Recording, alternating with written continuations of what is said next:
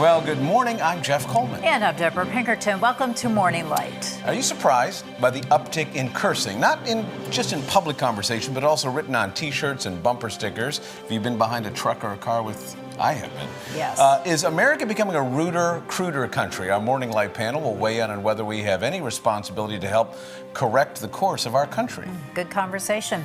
But first, here's a preview of what's coming up later in the show. September is Prostate Cancer Awareness Month. 1 in 8 men will be diagnosed with prostate cancer during their lifetime. It is the second most commonly diagnosed cancer among men. Learn how early detection can save your life. Early detection.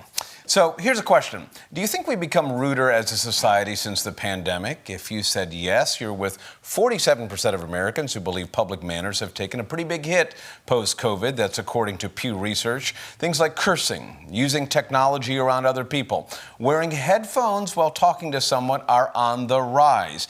But Americans are pretty divided on the definition of rude and which considerations for the feelings or conveniences of others are okay or out of bounds. Yeah. Why don't we sort of break down this Pew Research study on what's either never or rarely acceptable? 77% of adults say smoking around others is rude. And I agree. 74% say taking a photo or video of someone without permission is not okay.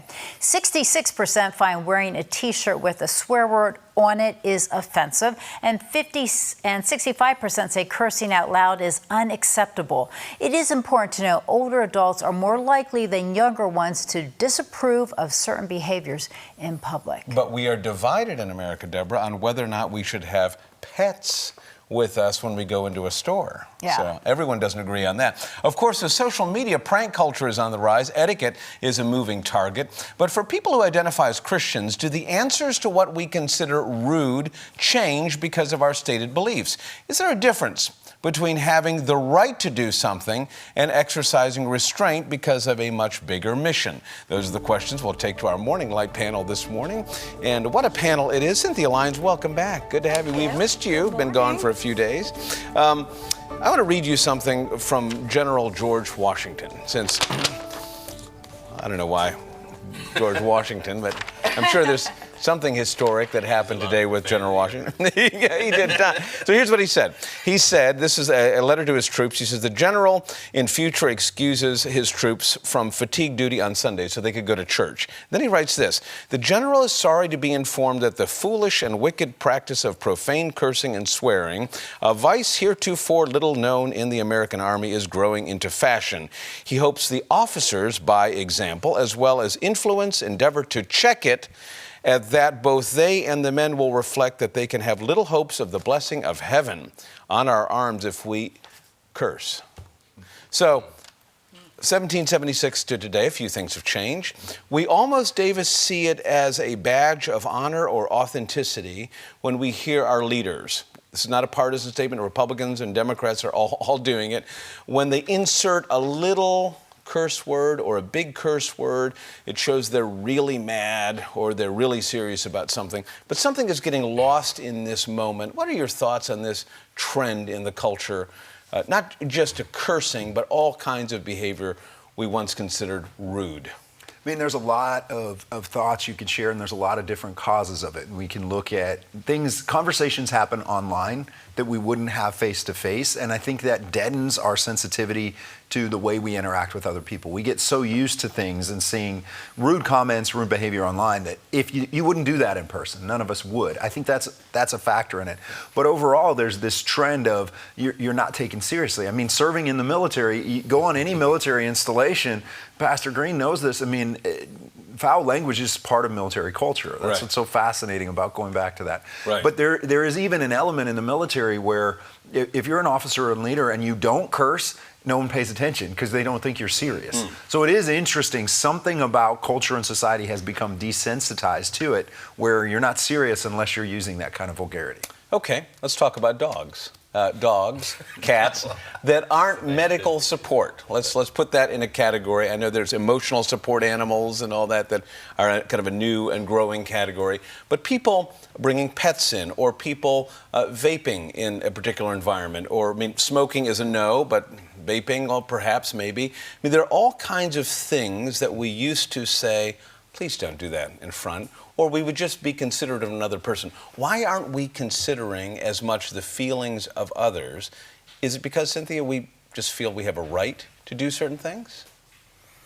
I guess. Like, I don't know. And again, I'm the oldest person here.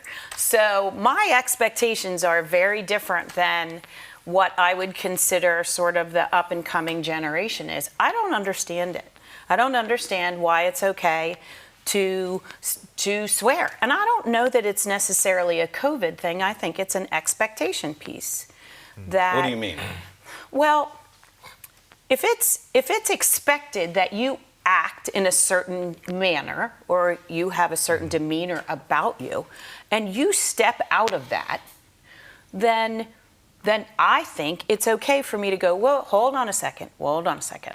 Obviously, you're angry about something. Now, again, I deal with a younger generation. Sure. So my expectations are you're not going to act that way in front of me and you're not going to use that language. Okay.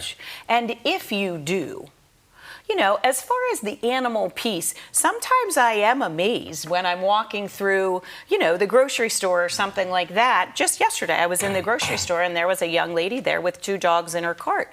And I thought, I mean, the dogs were adorable, but I thought, why are you traveling with, you know, like I guess it's their constant companions. There's a lot of families out there that no longer are having children, but they have animals. We're going to go ahead and put your email address on the screen. That so would people be fine. I didn't say they were bad. Yeah, I said I okay. thought they were They're gonna cute. say, "Leave my dogs alone." I know. I just don't understand. So Scripture talks, Pastor Joe, about constraints that we put on ourselves, not because we don't have the right to do certain things, but because it ruins or it sours the ability to engage in a relationship with someone. So we don't do certain things which we're allowed to do, which could be offensive to some. What is it about that we seem to be losing? Because even Christians now are giving leaders and others in public a kind of a pass on personal behavior. Yeah, and I think it really shows how, I would say it's a part of the deterioration of our culture as a whole. Because, you know, even in the Bible, it talks about, when it uses the word profane, it says, because you did not make any difference between what is holy and what is profane. That word profane means worldly or of the world. And that's where we get the word profanity from. And so you think about the fact that people are so much more comfortable with using profanity. Even I see pastors or Christians that say that they're Christians, but yet they will use profanity very, like it's just second nature. Right. And I think it's just a deterioration of our culture as a whole. And it does show a lack of, you know, just like how we are interacting as human beings. Like if I just throw out these curse words all the time, these profane words, then I think it really shows a deterioration of the standard that we have had for a long time. And even with, and I know it's not going to be popular, I love animals, I love dogs or whatever, but I think that a lot of times at this stage in where our culture is, we place humans to be equal to animals to be equal with humans. Because now, you know, some people, they don't have kids, so they have a dog or whatever they have. And if you say anything about it, they get really offended. And I say to them all the time, I said, animals are beautiful. I love animals, but yet they are not the same as humans. So why would I bring an animal into a restaurant or a grocery store or whatever the case may be? I even see people that will, you know, have their dogs sitting at the table. And I'm like, they're not humans. Let's make sure we keep them in their proper place and their proper purpose. And, you know, I just think that a lot of people it's misguided, and I don't want to offend anybody. Well, Joe, it was great having you on the show. Because you were like, he's a dog hater. Oh, my. Davis, it'll be just you tomorrow. Yeah. Davis, you need to rescue us here. Yeah. The big picture, though, when it comes to our behaviors, why do we pull back and restrain on certain behaviors that we're certainly allowed to do? There's, you know, people always say, well, it's not in the Bible. God isn't going to judge me. I'm not going to go to hell because I said that word. So why can't I just exercise my liberty, my freedom, in a way that might be offensive to some, but it's certainly my right to do it? Why do we need to restrain in some areas? Well, the Bible teaches us to love our neighbors. And I think many of these things, many of these behaviors come down to thinking of others first. When you're talking about, polite civil behavior, that's really what it's about. It's being other focused, not just focused on yourself, your immediate desires, any little things, cutting in line, all those things. Why are you doing that? Really, you're self-focused. You're not focusing on others around you. And we would benefit from that, a return to that. As a Christian society, we would benefit from that. You're nodding, you're agreeing? Well, yeah, I think, the word allow, we're allowed to do that. Who allows us? Who wrote the book on that? Well, they say. Well, who is they? Right. And I think Right. it also goes back to how we interact with people and the respect that we have. I'm not going to walk into, maybe an assisted living setting and think I can use that language. Right. Maybe Right. different than the military or on a Right. football field, whatever that looks like. But I think you have to respect your audience and who you might be speaking to as well. Whether it's a right or not, I don't know. I can probably argue that. But I love this idea of loving your neighbor means you're being Sure. restrained. And we do a lot of things with neighbors when it comes to mowing lawns or putting a fence up or growing a tree or putting a tree house. There's certain things we just do and do not do because we care about our neighbors and our community. All right, if we wanted to reset the standard and not let the culture and society set the standard, in the last 45 seconds, take us to where we need to be as people who identify as followers of Jesus to change our own behavior. One of the things that happened when I really recommitted to my faith, one of the first things that the Lord did was dealt with me about my language. I was in the military. In the military, if you don't curse, it's almost like you're not saying anything. Nobody listens to you. I was in law enforcement, same thing. There was a time when I was really out in the world and in the streets and everything, and cursing was expected. And so when we understand the standard that God has for us is a standard of how do we focus on the higher aspects of our culture and how do we interact with each other. I shouldn't assume that it's okay for me to say a lot of curse words. I don't know what your sensibilities are or anything like that. And I've had a lot of times people will be cursing and saying a lot of profane things, and they were like, hey, he's a pastor. And then the person said, oh, I'm sorry, I apologize for that. So you knew for a fact that what you were saying was not actually acceptable, but yet you did it with an expectation and it was okay with me. And I think that we should always assume the higher part of our culture and standards. That'll be the final word. Assume the higher part of our culture. I love this. Very helpful. None of you cursed today. Congratulations. Doggone it, Jeff. Thank you. Well, coming up on Morning Light, last year, nearly 300,000 men were diagnosed with prostate cancer. What age should you get screened? A doctor will share some insight. That's up next. You're watching Morning Light on Lighthouse TV.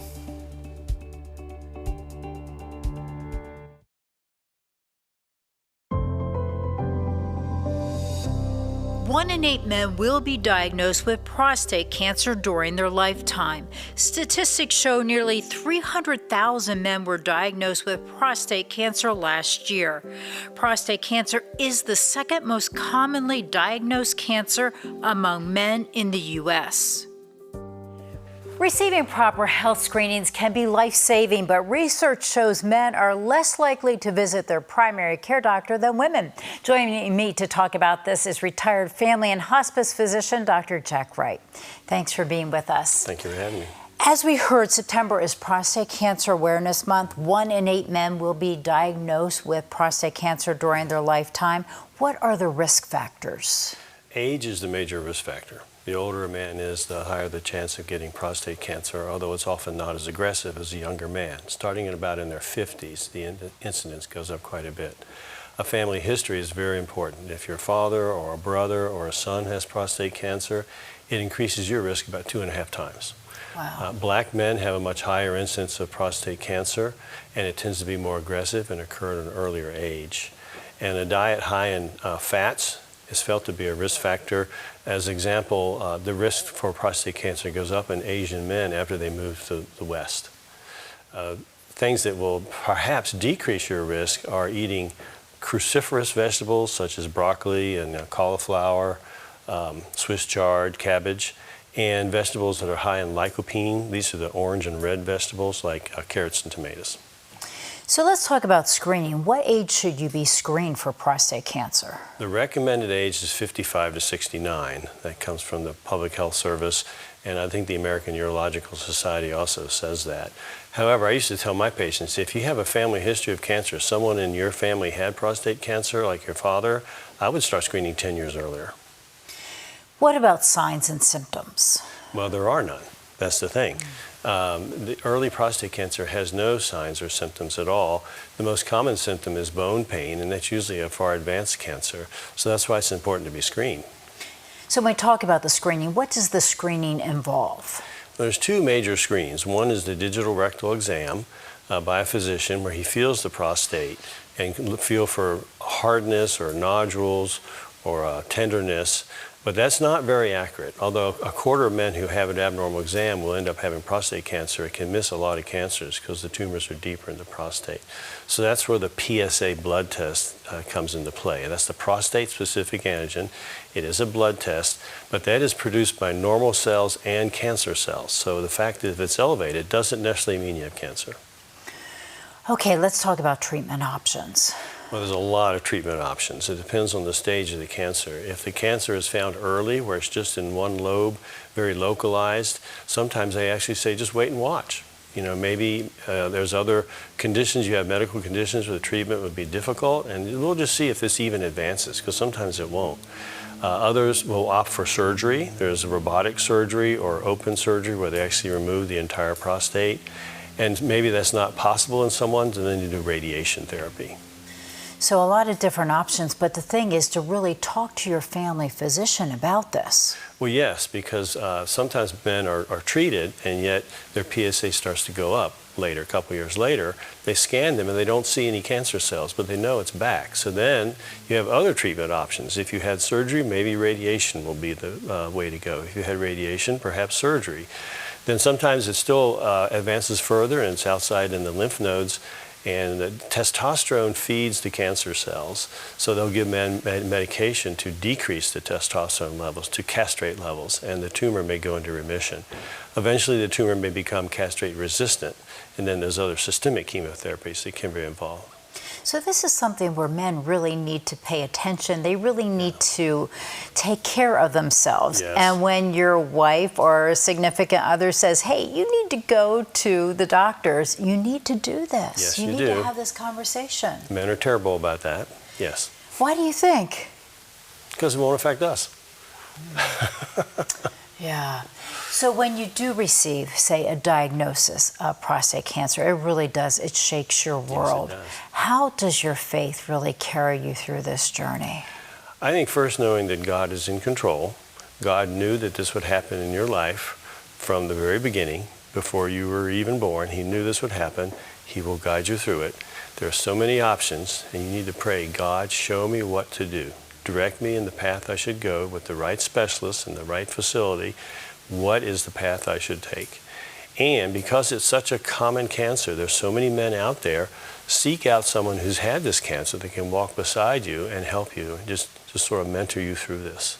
And find a place that does these types of surgeries or does prostate cancer, deals with it quite often. You want a high volume center, usually a university center. If a urologist, he may be a very good urologist, if he does 3 prostatectomies a year, you need to find somebody else. Okay, thank you so much for this information, Dr. Wright. Thank you.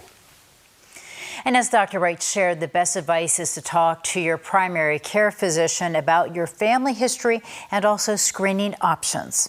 Coming up next on Morning Light, it's never too early to start thinking about retirement, like where do you want to live? Well, I will talk with our Morning Light Good Money contributor about the planning process, and that's next. Stay with us.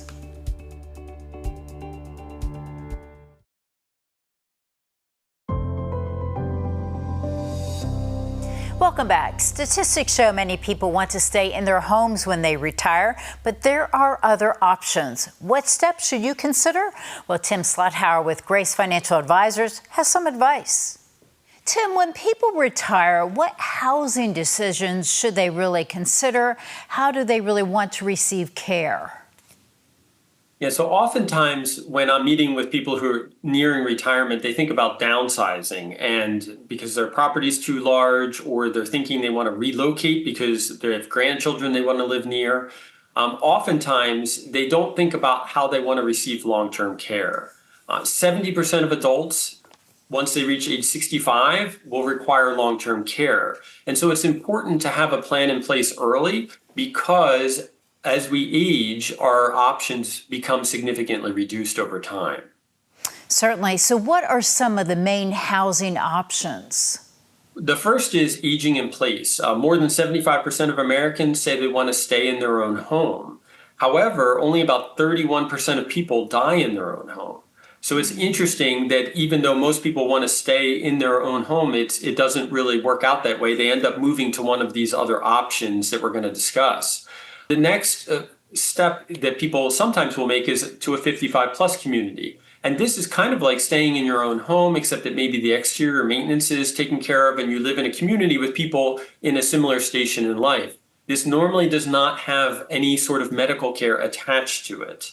And so oftentimes people will look at something called a continuing care retirement community, otherwise known as a life plan community, which is where you would move into a cottage or a carriage house, and then they have the full spectrum of care all the way up to skilled nursing on one campus. More recently, there has been something that's called a hybrid or a continuing care at home that is now more of an option. It's where you would stay in your home, but you would have a contract with a continuing care retirement community, so that then you would have access to their full spectrum of care if you ever needed it down the road. So the good news is there are many more options to consider nowadays, but it's really important to figure out what's going to be the best fit for you and make a plan for that. I know my parents are going through this right now. So what are really the key areas to consider when you're staying in your own home? Yeah, preparing for the future is essential. Realizing that your mobility is going to decrease really helps you to figure out how you may be able to live on one floor. So having the laundry, the bathroom, bedroom, and the kitchen all on one floor is really an ideal scenario with no steps to limit any tripping hazards. Installing grab bars in the bathroom and other things of that nature would really help, so that then you don't need to make those renovations when you have a medical event. Also, our social isolation can really increase during that time period because you can't get out as easily and go do the things that you used to do. So thinking through how you can really prepare yourself to keep those social connections as well as your spiritual connection, because you may not be able to attend church as regularly as you did before. Having family who's going to be able to oversee the care you receive is going to be essential, because there's different levels of the quality of care that you may receive. You want to make sure someone's really checking on them, and also that your house maintenance is maintained, so that then your house doesn't deteriorate around you. So there's a lot of areas that require a little bit of thought if you're going to consider that as your option. And how does this really compare to a retirement community? Yeah, so there's definitely some differences. You want to make sure that whatever retirement community you're looking at offers the full spectrum of care, all the way through to skilled nursing, because not all of them do. Some communities have what's called a benevolence fund, which would mean if you were to run out of money while you live there and you handled your funds responsibly, that they would be your financial backstop. So you would not be removed from the facility, and you also wouldn't be a burden on your family. And so that can be a very helpful thing. A lot of these communities have 3 to 5 year waiting lists, or even longer. So you may not be ready today, but you don't want to wait 5 years and then put your name on the list, because it could be another 5 years. So planning ahead is key. And the last is, this is to all you husbands out there, think about your wife and what is going to help her. Oftentimes when women move into these retirement communities and they're newly widowed, it is very hard for them to get acclimated. And so a lot of times we as husbands don't want to move to a community because we just want to be independent. But I would encourage you to think about what's going to help your wife, because we tend to not live as long. And is that going to help your wife be able to have a great next stage in her life by being in a retirement community with you in the early years? Yeah, Tim, this is certainly a conversation that you need to have. You need to have it early, because some big decisions need to be made. Thank you so much for being with us this morning. Well, thank you for having me. For more information about how to plan for retirement, visit gracefinancialadvisors.com. Stay with us. We're back right after the break.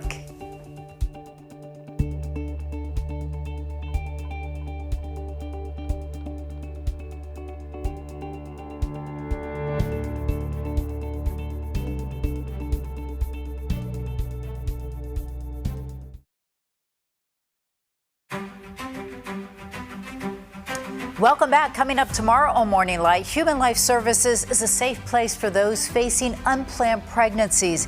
It can feel overwhelming, confusing, and isolating. The mission of this nonprofit is to make sure no one walks this journey alone. And that's a look at what's coming up tomorrow on Morning Light. Now, Jeff, your closing thoughts. That's going to be an encouraging show tomorrow. Well, Debra, it was on this day, September 3rd, 1838, when a 6-foot-tall African-American man walked to a train in Baltimore disguised as a sailor. His name? Frederick Douglass, one of the most influential voices against the slave trade, advisor, of course, to President Lincoln, and a diplomat. But before that, a slave himself. He breathed his first breath of freedom in Philadelphia before reaching New York. Douglass wrote this: "I felt like one who had escaped a den of hungry lions. God's mercy had brought me safe through, and with a heart overflowing with gratitude, I knelt down with tears of joy and thanksgiving upon the free soil of New York." Frederick Douglass's story is impossible to understand without seeing the hand of Providence guiding every single step. But you know, it's the very same hand of Providence leading you, his follower, today. For Debra and the entire Morning Light team, I'm Jeff Coleman. Thanks for watching today. Now, be sure to check on your neighbors, and here's the plan. We'll look for you back here, right here, tomorrow morning.